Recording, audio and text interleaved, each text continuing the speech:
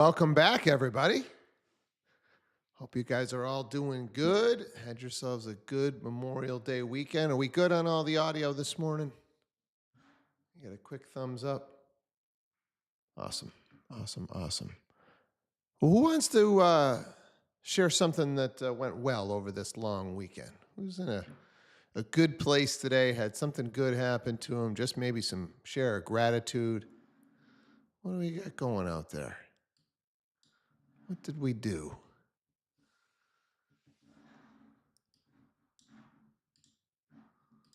A whole lot of nothing. Holy moly. I will just say I got to spend some great time with the soccer parents, that's for sure. We decided to do a soccer tournament that took up the entire Memorial Day weekend.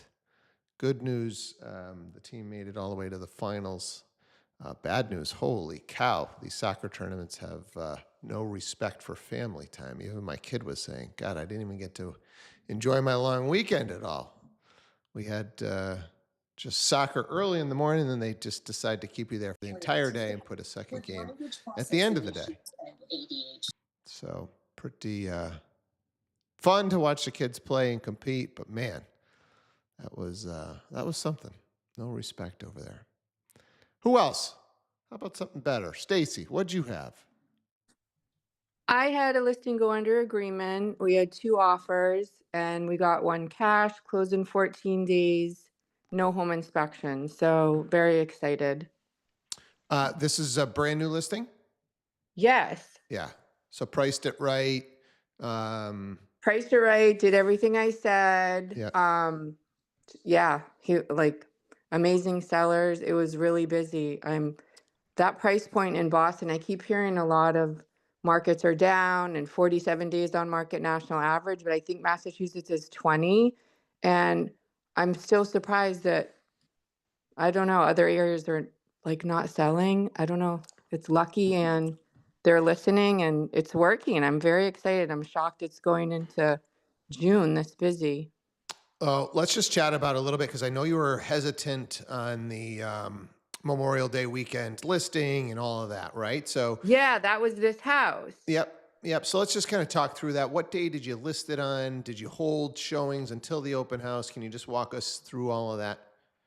I listed on Wednesday, and yes, I held showings until um, the open houses, which it stated on MLS. But I also got calls from agents that wanted to see it because they probably were going away or they weren't available, and they had ready buyers. So there were two private showings that the seller let, so that was great. Like a I'm gonna Thursday night and then a Friday night. I'm gonna stop you there. This has been I've seen people get into some issues with this, where we say there's no showings until the open house. Right? Absolutely no showings, says it in the MLS. I'm not going to allow showings. And then somebody comes along and says, well, I've got this issue, I've got that issue, you got to let me in. And then we let them in, and it turns out that was the same buyer with a different agent that they said, nope, you can't do it, no showings till the open house. So my stance on this has always been, if we're going to do no showings until the open house, we've really got to do no showings until the open house. If we're going to start to allow private showings, right, then we've got to call back anybody that we've said no showings to the open house. We've got to change the description, and we've just because you could get yourself into some real trouble if we're saying one thing, client comes in with agent one, nope, they can't show it. And then, what do you mean they can't show it? This is ridiculous. I'm going to call somebody else. They call somebody else. Yeah, that's what I was nervous Yeah. about. And Yeah. they That ended up, person gives you sob story about, oh my God, they're not going to be around. You got to let us in. Come on, that's Stacy. exactly Nobody's going what to it was. know. Yep. Yeah. Yep. So So, it's tough. They were an out-of-state buyer, a relocation, California. So she wanted a video tour, one of them. yep. So, Lauren, I see your hand up. Yeah, not only trouble potentially with clients getting mad, but with agents and just the regulations and what we agree to when we submit that deferral of showings to MLS. Right. So if we put that in and then we allow somebody in, like we are going against regulations that we've agreed to. So need to be careful there.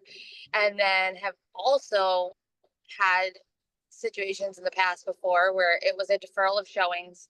We've had an agent that was told no, and then before the open house, property disappears off, right? Because a situation like this happened where story, whatever relationship came in, the property was shown to somebody ahead, even though there was a deferral of showings. Um, and then the agent went after them through the MLS with the help, and they were in trouble for not following the procedures that were in place. So just caution all around, like Steve's saying, if we're doing it, we've got to do it as a true deferral.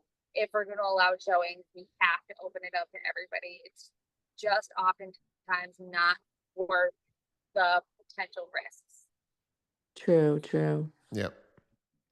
And Stacy, it's happening all over the place. We know it's happening. I'm Crazy. just saying, the right way to do this is if we're going to do deferrals, we do deferrals, right? If you're going to say to your seller, well, what if I get a sob story, right? Well, then let them in. Well, then we're not doing deferrals. It's one or the other, right? So if they love it that much, I've always found that sob story will figure out a way to get there, right? They'll do the virtual Yeah, tour. yeah. They'll figure out a way. So if this is your dream home, and oh my God, they're leaving on Sunday, they're leaving on Saturday, and your open house is until Sunday. Can you just let us in? What's the big deal, right? And it sounds like I guess it's not really that big of a deal until you find out that same client with a different agent has already asked, and you said no, and right. And so let's just be careful with them moving forward. I don't know if anybody else has any thoughts around this or situations that you've run into. Lauren, I don't know if your hand is lingering or you've still got more thoughts on it. I was lingering. Okay. Anybody else? Anybody dealt with this? Anybody? Chris, I see you're unmuted. So another big thing, absolutely 100% what Lauren and you just said, obviously was hands down the way to do it. It does not matter. You're not getting in no matter what. Once I say it, not if you're my best friend, not if you're my uncle's brother, not happening, because that's another thing is friendly agents, like, well, somebody catches wind that so-and-so let so-and-so in. You just don't even want that. But another thing as a list agent to be careful of is them saying they love it so much, they're not going to be able to see it. We're going to put in a $60,000 over asking offer with sight unseen. Like, I can't tell you how many sight unseen I've gotten. And unless they're putting $10,000 non-refundable down and they're not doing anything, like it would have to really be a unicorn in the sky to say yes. Like, don't get sucked into that, because that's going to be that buyer that gets remorse 3 days later and walks away. Yeah, I mean, this is a great point, and everybody to take into consideration. It's not just they get remorse; it's they really don't even care. Okay, you're not going to let me in. Well, we're going to make this unbelievable offer, knowing that they can just back out through inspections, and now all that work, all that build up, all that momentum that you have, you accept their offer on Sunday, sight unseen, or maybe you even don't even do the open house because they're like, if you don't take this, then our offer's off the table on Sunday, and then they haven't even seen the property. They come out, they look at it, and they go, yeah, we don't want it. They don't care. And now all of the buildup, all of the momentum, all of the marketing that you've done, bye-bye. So this is a good one, and you're going to get the sob stories, or you're going to get the okay. Then we're going to pull our offer unless you accept it. So I play the devil advocate here, please. If you know of a scenario, how do you love the house that much on Saturday that you're willing to go 40,000, 60,000 over, and you wouldn't have been around on Monday to make the same offer? I just don't see it. The only scenario that I've been able to come up with is that buyer does love two houses, and they say, hey, look, the other property has a deadline prior to yours, right? I can't wait until your deadline comes up on Monday at 5. So I need to know. Here's our offer. I need, and if you're going back and forth with an agent and you really feel like, man, I know this agent, I've done business with this agent, and I think they're telling me the truth. I think there really is another property. This is a ridiculous offer, right? Then you can have a conversation with your seller. But I think, again, like Chris is saying, if they love it that much, where's the non-refundable deposit? That tells me you really, really love the property. And that's the only thing that I get to save a little bit of face, if that buyer decides to back out. Who else has some thoughts? What other things to watch out for around this, or around when we're holding showings? Or Kate? I have a question. Sorry, I'm driving, so you don't get to see my beautiful face today. But when you put in an offer or in your MLS, whatever, highest and best by, Monday at 5.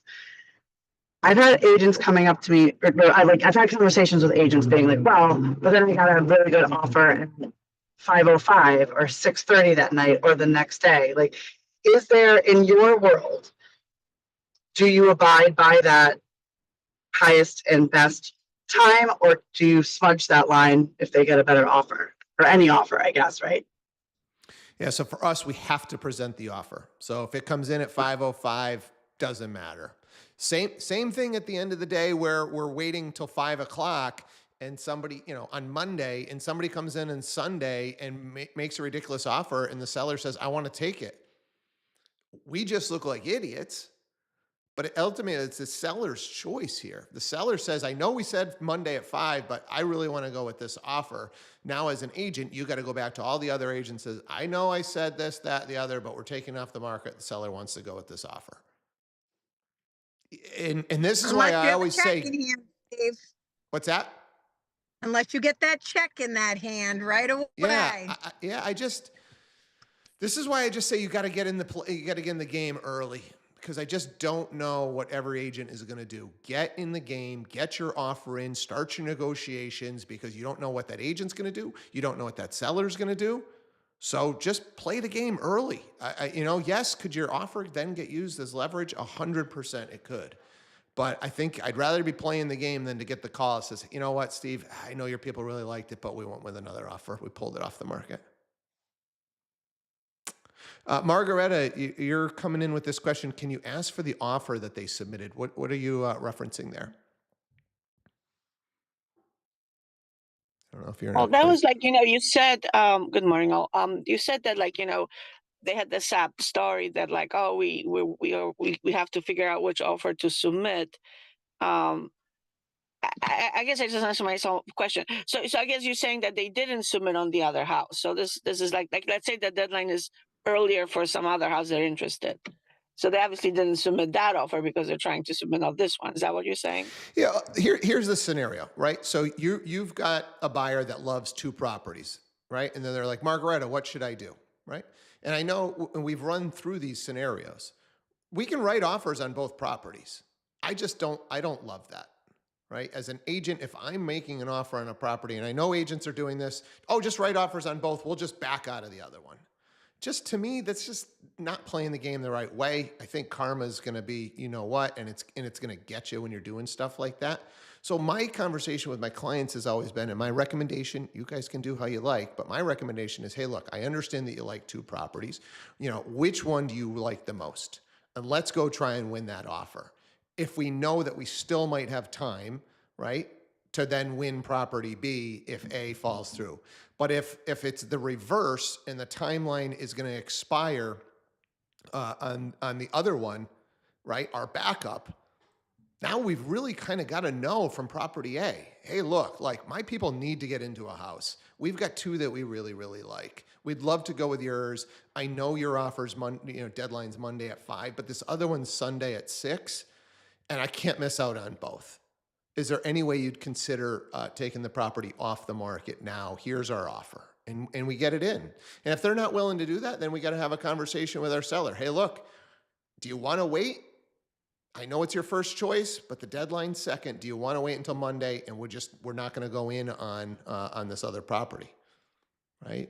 And what I think is happening with a lot of agents, they're going in on the Sunday at 6 too. And if they get that one, right, and then they get the other one, then they're just going to back out of the first one. I just don't love playing the game like that. At the end of the day, I don't think there's anything contractually that says you can't do that. I believe in karma, and I don't know. I don't like it. So jump in, talk to me. What do we think? No, totally agree. Yeah. Yeah. But I know it's That just makes happening, no sense. and I don't think it's technically illegal or breaking a contract, right? You have reasons or clauses, contingencies to be able to back out of these deals. So, Amber. The problem comes in with Connecticut, because Connecticut, we don't have a timeline.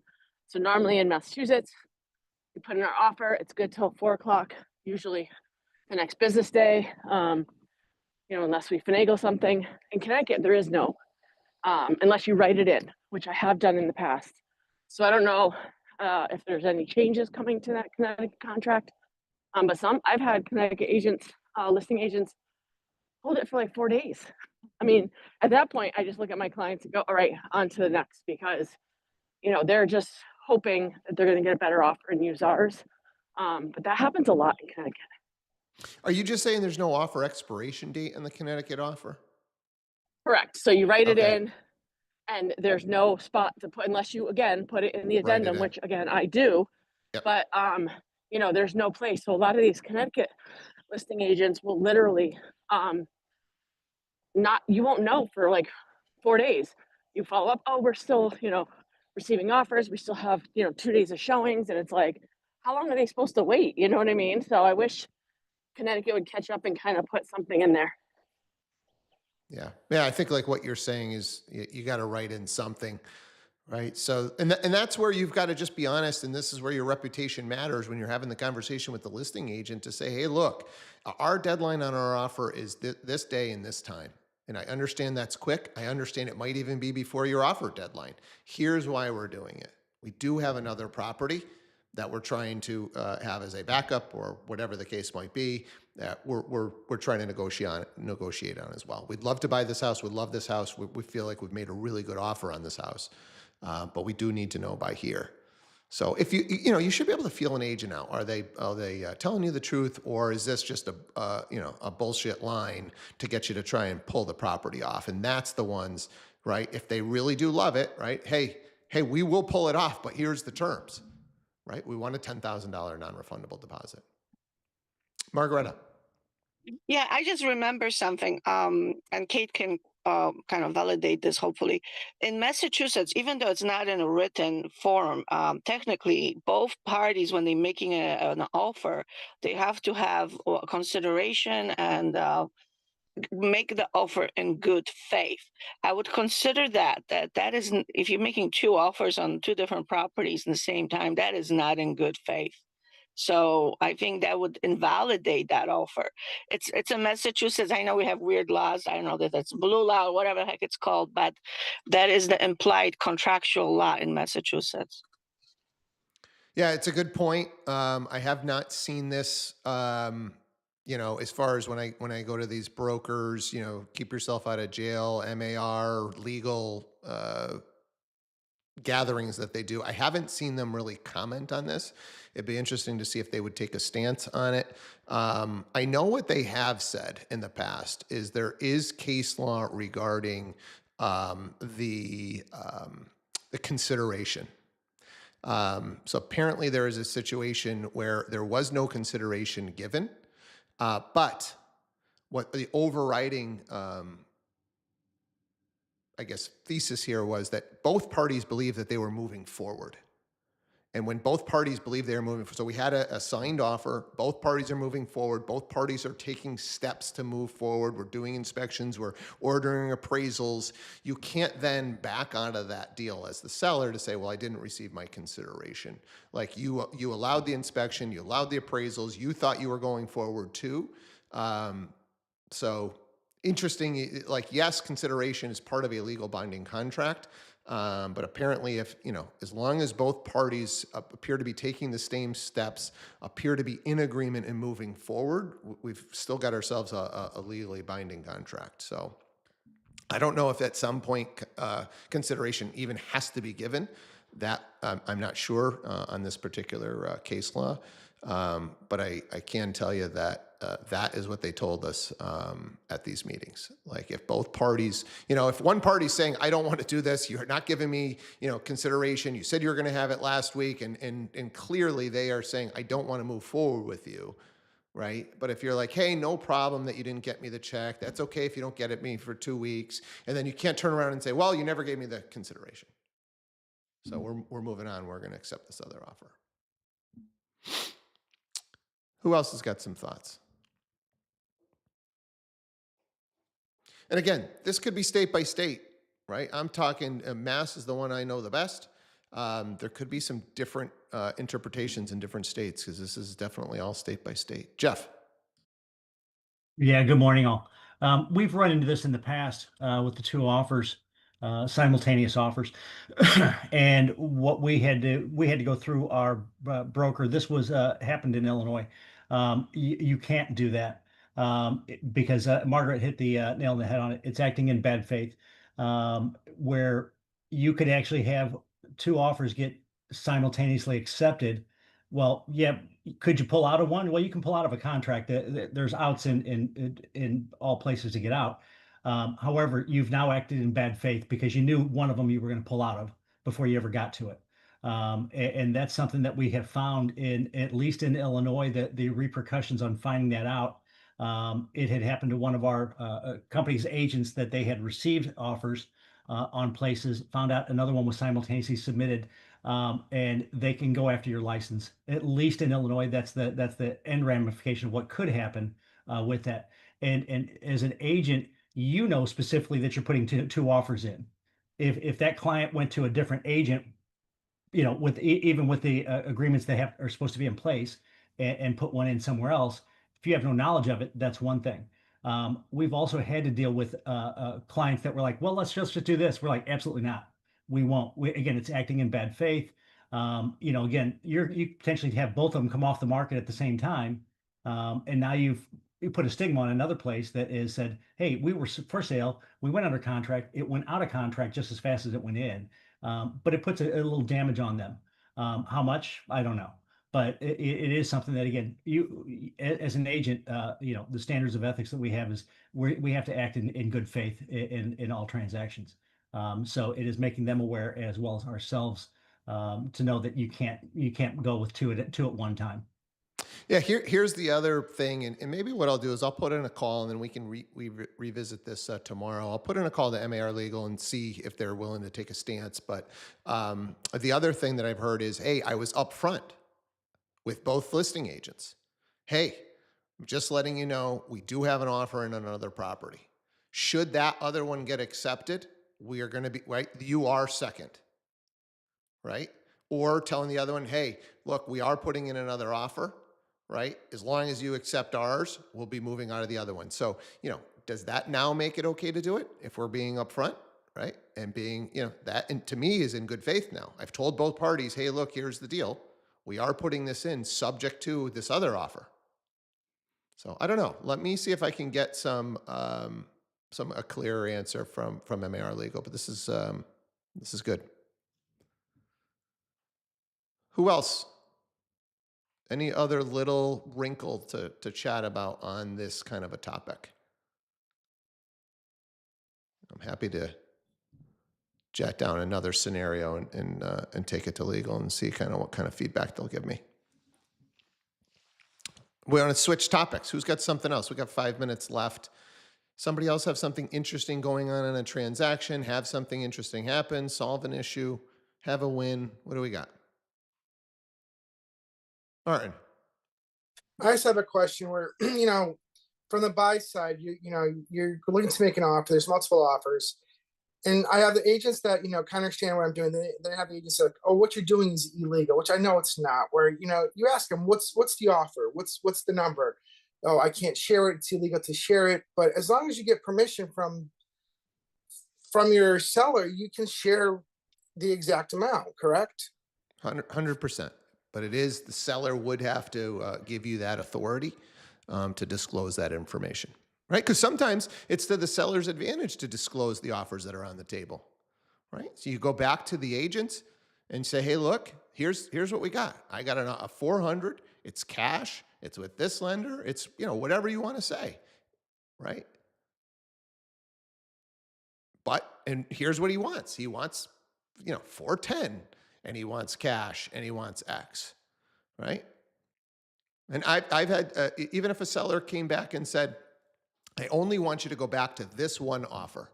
We love all of the terms about this, right? If that's the seller's directive, right? I don't need you to go back to everybody. I want you to go back to this offer and give them this counter.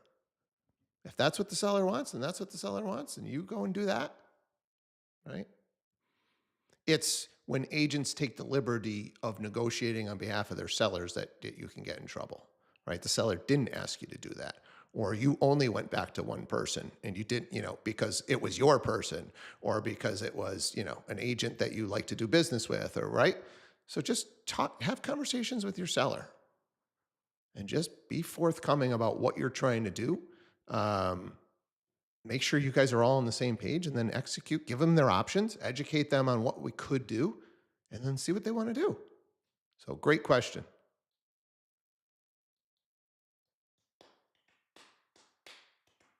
Who else? Time for one more.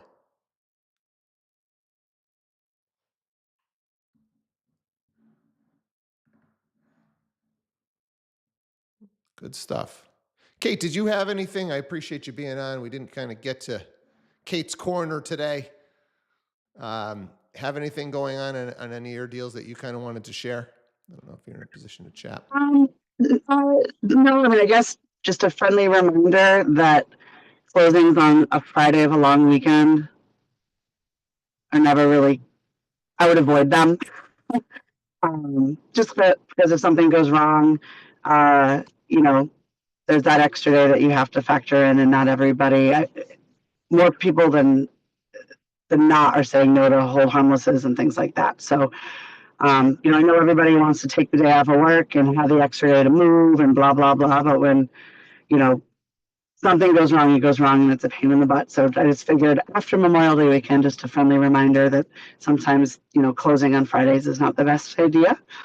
And also I had a closing on Friday, actually, where the sellers didn't move out.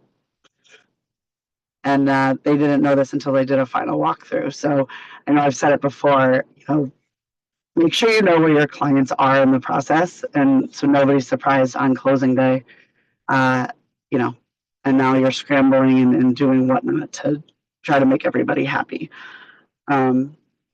So my Friday was interesting, but nothing that we haven't talked about. So this is just more of like a friendly reminder, of those two things. Yeah. Load those closings up for Thursdays. Give yourself that buffer. I love a Tuesday closing. Tuesday closings are great. Tuesday to keep the attorneys sane. They love their probably Tuesday, Wednesday closings where they don't have much scheduled, so they don't have to do 5 on Thursday and 5 on Friday. And, yeah. Martin, why don't you wrap us up? I just want to give Kate a shout out for last Friday, not this Friday. I know she was moving and everything else, and she made a closing happen for me. And I just want to say I appreciate her, and she's awesome. Thank you, Martin. Oh, how sweet. How sweet. All right, guys, this was great. I love the energy coming back from the long weekend. I was a little nervous with the start there. We looked like we had maybe had too many burgers and drinks over the weekend. So this was great. I love it. Write down your stuff. Come back tomorrow. Let's have another great call. Appreciate you guys. Go have a great Tuesday. We'll do it again tomorrow. Take care.